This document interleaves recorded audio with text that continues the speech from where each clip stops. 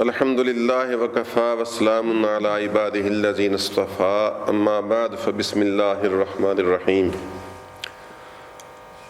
ایک وقت تھا جب سیدنا امام اعظم ابو حنیفہ کو خواب آیا تھا کہ میں رسول اللہ صلی اللہ علیہ وسلم کی قبر انور کو کھود رہا ہوں، اور انہوں نے خوف زدہ ہو کر امام ابن سیرین کو، محمد ابن سیرین کو یہ بتایا کہ یہ خواب میں نے دیکھا، یاد ہے آپ کو؟ انہوں نے بتایا کہ گھبراؤ نہیں، بہت اچھا خواب ہے، آپ رسول اللہ صلی اللہ علیہ وسلم کے حدیث کو زندہ کریں گے اور حدیث کے بارے میں کھوج اور کھود لگائیں گے اور تحقیق تفتیش کریں گے، کون سی حدیث زیادہ صحیح ہے، کون سی کم ہے، کون سی بنائی گئی ہے کس نے بعد میں، کون سی واقعات ہے، علم حدیث کی آپ تحقیق فرمائیں گے۔ تو قبر انور کو کھودنا سے مراد صلی اللہ علیہ وسلم کے علم کو کھودنا، اس کی تحقیق کرنا ہے۔ تو پھر وہ اس راہ پر لگے اور پھر اس نے امام بنے، فقیہ اور محدث۔ اسی طرح آج یہ وقت آ گیا کہ خلیفہ وقت نے خواب دیکھا، اسرائیل علیہ السلام کی زیارت کی، خواب میں ملک الموت کو دیکھا اور پوچھا کہ میری عمر کا کتنے عرصہ باقی رہ گیا؟ تو اسرائیل علیہ السلام نے خواب میں یوں کیا،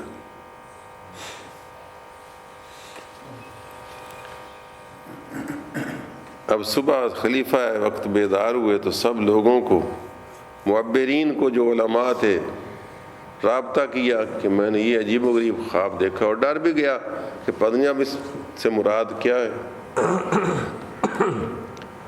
اب سب حیران پریشان تھے، ابن سیرین اس وقت فوت ہو چکے تھے کہ کیا ہو سکتا ہے، کوئی 5 گھنٹے بتائے، کوئی 5 دن بتائے، کوئی 5 ہفتے بتائے، کوئی 5 مہینے، کوئی 5 سال، کوئی سمجھ نہ آیا جی۔ بادشاہ کی، خلیفہ کی جان سوکھ دی جائے کہ 5 گھنٹے بھی ہو سکتے، 5 دن بھی ہو سکتے ہیں، 5 مہینے بھی کوئی زیادہ نہیں، اور 5 سال بھی کہاں زیادہ ہے۔ یہ 5 سال تو پلک جھپکتے بیت جاتے ہیں۔ یہ تو جو اللہ تعالیٰ نے نہیں نہ بتایا، اس کا بڑا سکھ ہے، ہمیں بڑا سکھ ہے، خدا کی قسم۔ چڑیا بیٹھی چہک رہی ہوتی ہے، اچانک جناب وہ ریل سے لگتا ہے آ کر پتھر، چل ختم۔ یہی عالم آ رہا ہے، ہم چہک مہک رہے ہوتے ہیں، شادی کا پروگرام ہے، بلڈنگ بنائی ہے، یہ کرنا وہ کرنا، جان اسرائیل علیہ السلام کی طرف سے امر نافذ ہوتا ہے اللہ کی، چل او جی وہ فلانا فوت ہو گیا جی، ہو انا للہ و انا الیہ راجعون، وہ بھی کوئی پڑھتا ہے، اچھا جی کس وقت جنازہ ہے جی، جلدی کرو، بھی دیر نہ کرو، بس ٹھیک ہے۔ سب دوست یار مٹھی بھر مٹی اوپر ڈالنے۔ میں کہتا ہوں یہ بھی اچھی سنت ہے، ویسے تو اچھی سنت بھی ہے، لیکن ایک لحاظ سے بے مربتی کا اشارہ بھی ہے، مٹی پاؤن بعض کا تمام، اب یہ کام کا نہیں رہا کہ نہیں، چودھری شجاعت کے لہجے میں مٹی پاؤ۔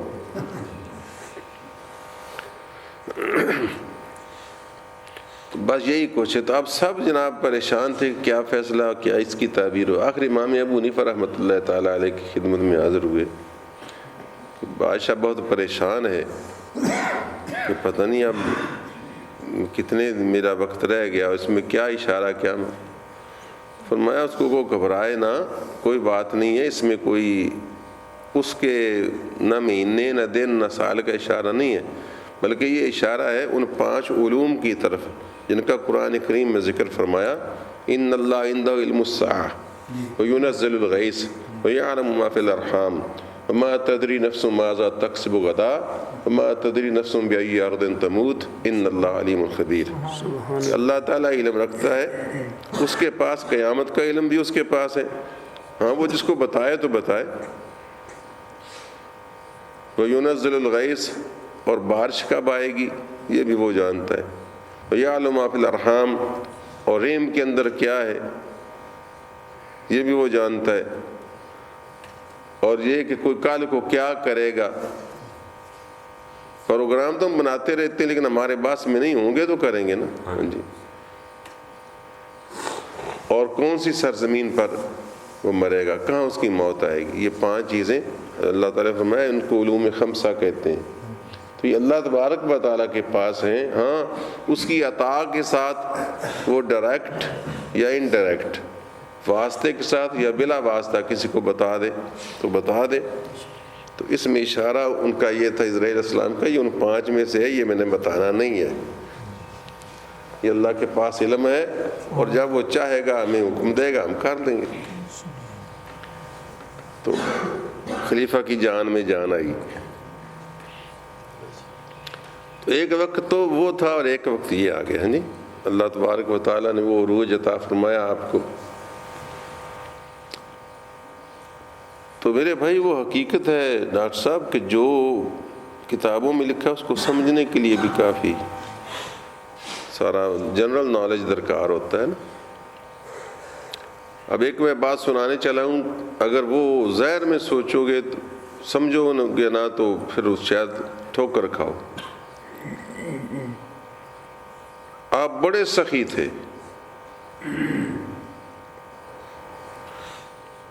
اور بڑا صدقہ خیرات کرتے تھے. لیکن ایک روز آپ کے پاس کچھ لوگ آئے کہ مسجد کے لیے چندہ دیں. کون سی مسجد؟ فلاں مسجد. وہ مسجد مکمل تھی اور اس پر وہ رنگوں روغن اور بوٹے شوٹے نکلوانا چاہتے تھے. تو حضرت نے ان کو ٹالنے کی بڑی کوشش کی،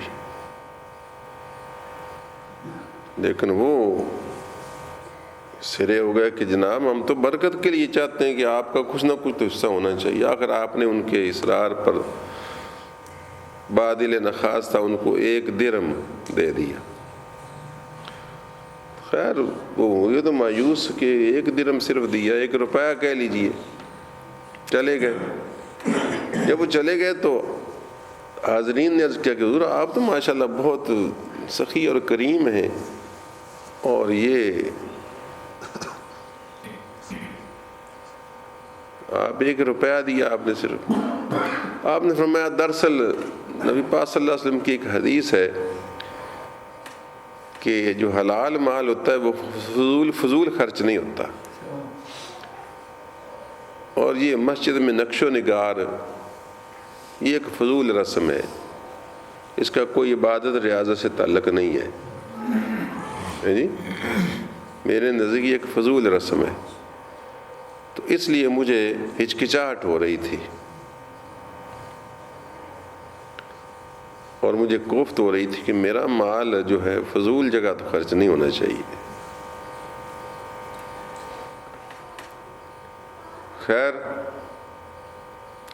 اگلے دن وہ واپس آ گئے، کہ لگے جناب یہ آپ کا تو روپیہ کھوٹا نکلا ہے، وہ چال ہی نہیں رہا. انہوں نے واپس دے دیا، آپ نے رکھ لیا اور وہ چلے گئے.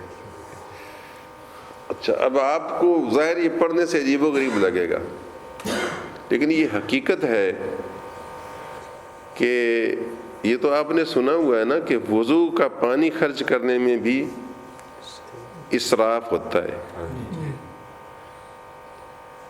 تو ایک بندہ وضو کر رہا ہو اور آپ کو ظاہر کرے کہ فضول نہ خرچ کرو تو وہ کہے گا کمال ہے، لوکی تھے میں نہا کے وہ لکی تھی میں وضو پہ کرنا تو میں نے پہ آنا فضول پہ. یہ نادانی ہے نا اس کی. سمجھدار جانتا ہے کہ پانی وضو میں بھی ناجائز خرچ نہیں کرنا چاہیے.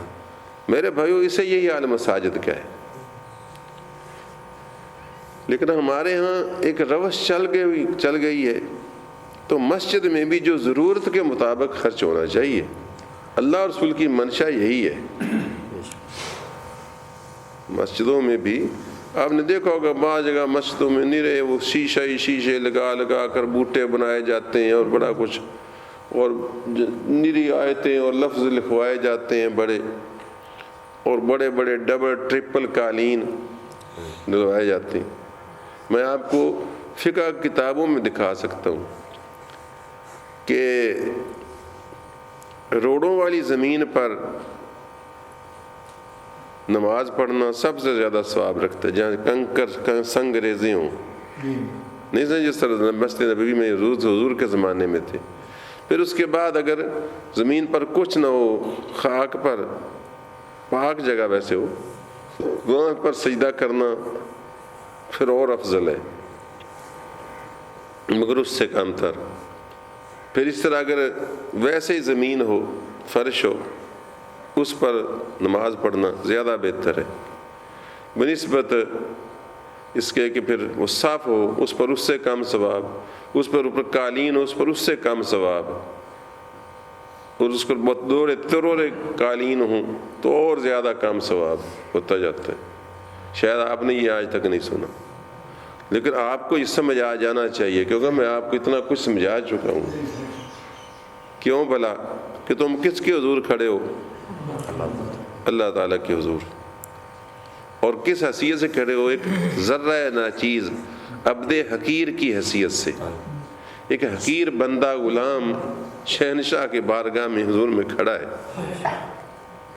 اب سوچو کہ کیا ایک شہنشاہ کے حضور میں ایک بندہ ناچیز عاجز جس نے ابھی ماتھا زمین پر رکھ دینا ہے، وہ اگر زمین، کیا وہ پہلے قالین منگوائے گا اپنے مالک کو سلام کرنے کے لیے، اپنے مالک کو سجدہ کرنے کے لیے، کہ پہلے وہ قالین بچھوائے گا؟ وہ زمین پر کرے تو زیادہ اس کا عجز ہے کہ وہ قالین پر کرے تو زیادہ عجز ہے؟ آپ بتائیں، انصاف سے بتائیں۔ بس یہی راز ہے۔ لیکن آج کل ہمارے ہاں تو بن چکی نا تعیش کی ایک کیفیت، چونکہ ہمارے گھروں میں بھی قالین بچھے ہوتے ہیں، تو پھر وہ ہمارے ہاں بس ایک ہی روش چلی جا رہی ہے کہ بس خوب مسجدوں کو سجاؤ بناؤ۔ اس لیے باوجود ہے کہ میں نے بہت سارا پیسہ لگایا ہے، لیکن آپ کو ان چیزوں کا دھیان نہیں ہے۔ کبھی یاد کریں گے، آپ کسی نے سمجھایا تمہاری مسجد کتنی سادہ ہے، اس میں عظمت وقار ضرور ہے لیکن سادہ سے سادہ ہے، نہ کوئی یہاں آیتیں لکھی ہوئی ہیں، نہ کوئی وہ باہر لکھی، وہ بھی اس وقت وہاں تھی نہیں، باہر ہم نے مسجد بھی بنائی، قرار ہی نہیں دی تھی، تو زیادہ سامنے میرا تو بس چلے، اس کو بھی میں یاد نہیں رہنے دیتا کہ وہ بندے کا دھیان اس کی طرف ہو جاتا ہے۔ حتیٰ کہ انہوں نے یہ لکھا کہ مسجد میں جا کر نقش و نگار دیکھنا مکروہ ہے، سمجھو نا، کیونکہ عادت ہوتی ہے مسجد میں صرف نقش و نگار، جس طرح بادشاہی مسجد میں لوگ سیر کرنے جاتے ہیں، یہ ممنوع ہے۔ مسجد میں جائیں تو عبادت کے لیے، ان المساجد للہ، مسجدیں اللہ کے لیے ہیں، نہ کہ سیر و تفریح کے لیے، اللہ کی عبادت کے لیے۔ اللہ کی سے مراد کیا کہ اللہ کے لیے، یہ اللہ کی عبادت کے لیے ہے۔ اور اگر آپ کہیں کسی مسجد میں جائیں بھی اور یہ دل میں ہو کہ میں ذرا دیکھوں کیسی ہے، تو پہلے جا کر وہاں کم از کم 2-4 نفل پڑھ لیا کریں۔ اور یہی وجہ ہے کہ جب حضرت عثمان غنی رضی اللہ تعالیٰ عنہ، انہوں نے تو بوٹے شوٹے بھی نہیں بنائے تھے، انہوں نے جب مسجد نبوی کو ذرا توسیع دی اور ذرا شاندار بنایا نا، تو اس وقت حضرت ابو ذر غفاری رضی اللہ تعالیٰ عنہ روٹھ گئے تھے اور وہ ربضہ چلے گئے تھے، حتیٰ کہ مدینہ چھوڑ کر ربضہ چلے گئے کہ مقام تھا دور، وہیں سے فوت ہوئے۔ اور چونکہ خبر اس زمانے میں عام نہیں قریب پہنچتی تھی، اس وجہ سے ان کی بیوی ان کے سرانے رو رہی تھی کہ آپ کا تو کفن دفن بھی کرنے والا نہیں ہے۔ یہ شیعہ اس پر بڑے خوش ہوتے ہیں اس واقعے پر، کیونکہ حضرت عثمان کے خلاف جاتا ہے نا۔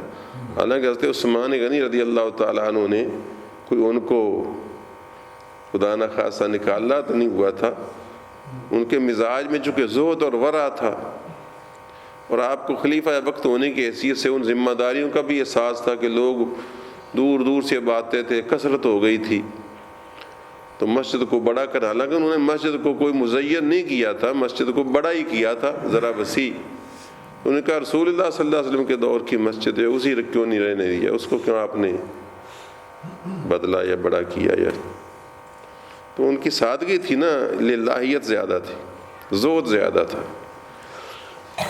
تو بہرحال تو بیوی کو آپ نے بتایا گھبرا نہ، جب میں فوت ہو جاؤں گا تو یہاں کچھ لوگ آئیں گے، وہ میرا جنازہ کرائیں گے۔ وہ مختصر بات ہے، کہانی اور چلی جائے گی۔ تو ان کا جنازہ وغیرہ کس نے کرایا؟ بعض کہتے ہیں ملائکہ نے کرایا، بعض کہتے ہیں انسانی شکل میں آئے تھے، بعض کہتے ہیں کہ نہیں وہ ملک شام کے کچھ صحابہ تھے جو ادھر سے گزرے، حرم شریف کو جا رہے تھے، اور آپ کو اللہ تعالیٰ نے یہ بتا دیا تھا، یا آپ کو اللہ تعالیٰ کی رحمت پر بھروسہ تھا، یا اللہ تبارک و تعالیٰ نے ان کو ادھر پھیر دیا؟ تو اس طریقے سے نا مسجدوں میں زیادہ نقش و نگار بنوانا یہ کوئی اچھی بات نہیں ہے۔ تو حضرت امام ابو حنیفہ رحمۃ اللہ تعالیٰ علیہ چونکہ نبی پاک صلی اللہ علیہ وسلم کی سنت کو زندہ کرنے والے تھے، اس وجہ سے آپ نے وہ نقش و نگار پر جو پیسہ خرچ کر رہے تھے اور اس کی ٹیپ ٹاپ پر، آپ نے اس کو بھی مناسب نہ سمجھا کہ یہاں میرا پیسہ خرچ ہو۔ میرا خیال اب سمجھ کچھ آ گئی ہوگی۔ تو اللہ تعالیٰ کی عبادت میں ٹھیک ہے ضرورت کے مطابق وہ وسعت ہو، سب کچھ ہو، لیکن اس میں سادگی ملحوظ رکھنی چاہیے۔ سچ پوچھیں نا تو یہ جو آپ قالین پڑے ہوئے ہیں، اب آپ کہیں یہ کیوں پڑے ہوئے ہیں؟ میں نے نہیں خرید کر دی ہے، یہ بھی بتا دوں۔ بہت ساری باتوں کا پتہ نہیں ہوتا، دل میں اعتراض لے کر اٹھ جاتے ہیں۔ پوچھ لیا کریں، بجائے اس کے کہ اپنا نامہ اعمال خراب کریں اور وہاں جا کر غائبانہ مجھ پر تنقید کریں۔ آپ کو چیزوں کا پتہ ہی نہیں ہوتا بعض کا۔ یہ میں نے نہیں منگوا کر یہاں ڈلوائے، یہ حاجی غلام شبیر صاحب نے اپنے شوق سے بھیج دیے تھے۔ اب جو مسجد کے لیے کچھ ہے بھیج دے تو اس کو قبول کرنا اس مسجد کے لیے، یہ میرا ایک طرح سے اگر وہ حرام نہ ہو تو اخلاقی فرض بن جاتا ہے۔ اور پھر یہ بھی تھا کہ چونکہ زہر بین لوگ کہتے ہیں کہ لو جی منڈی میں فلانے کتنے قالین پڑے ہوئے ہیں، فلاں جگہ اتنے قالین پڑے ہوئے ہیں، اکیڈمی والوں نے تو کچھ اتنا انتظام ہی نہیں کیا ہوا، یہ بھی ظاہر بین لوگوں کے خیال۔ میں نے کہا چلو اب اس نے بھیج دیے تو ڈال لو، ڈال دیے۔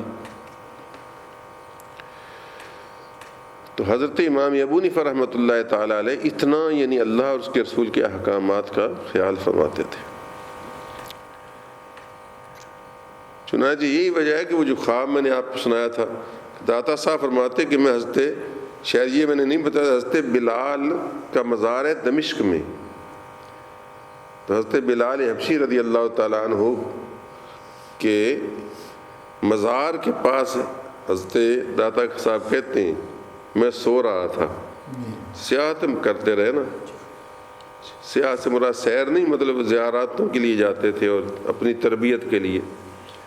تو وہاں میں نے خواب میں دیکھا کہ رسول اللہ صلی اللہ علیہ وسلم میں مکہ میں ہوں اور باب بنی شیبہ سے رسول اللہ صلی اللہ علیہ وسلم ایک بوڑھے کو اپنی جھولی میں اٹھائے ہوئے اندر داخل ہو رہے ہیں۔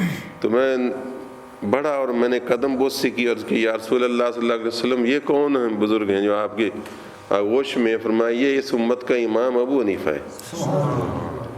تو اس میں اشارہ یہ تھا کہ حضرت امام اعظم رحمۃ اللہ تعالی امام ابو حنیفہ جو رسول اللہ صلی اللہ علیہ وسلم کے کنف حمایت میں ہے، کیونکہ ماں کی جس طرح بچہ آغوش میں ہوتا ہے اس کی پوری نگرانی وہ کر رہی ہوتی ہے، اس طرح ان کے پورے یعنی علمی سسٹم کی اور ان کے فقاہت کی جو حفاظت اور نگرانی رسول اللہ صلی اللہ علیہ وسلم خود فرما رہے ہیں۔ اس وجہ سے ان کا کوئی فتویٰ پٹکا ہوا فتویٰ نہیں ہے۔ نوفل بن حبان ایک بزرگ ہوئے ہیں، بہت بڑے بزرگ، فرماتے ہیں کہ میں نے ان کی وفات کے بعد، امام ابو حنیفہ کی وفات کے بعد، ان کی وفات کا بھی بڑا عجیب و غریب واقعہ ہے۔ خیر وفات کے بعد میں نے دیکھا کہ میدان معاشر میں حوض کوثر ہے اور رسول اللہ صلی اللہ علیہ وسلم اور بہت سارے بزرگ آپ کے دائیں بائیں بھی ہیں اور امام ابو حنیفہ بھی وہاں ہیں اور کوثر کے جام پلانے کا پروگرام ہو رہا ہے۔ تو نوفل بن حبان کہتے میں نے ابو حنیفہ کو پہچانا کہ وہ میرے تعلقات جو تھے، تو میں نے ان کی طرف ملتجی نگاہوں سے دیکھا کہ وہ مجھ کو بھی عطا فرمائیں۔ تو انہوں نے فرمایا میں رسول اللہ کی اجازت کے بغیر کسی کو نہیں عطا کرتا۔ اتنے میں رسول اللہ صلی اللہ علیہ وسلم نے فرمایا کہ اس کو دے دو۔ چنانچہ انہوں نے مجھے ایک جام حوض کوثر کا پانی کا مجھے دیا، میں نے اس کو پیا اور پینے کے بعد وہ اسی طرح تھا، یعنی کام نہیں ہوا۔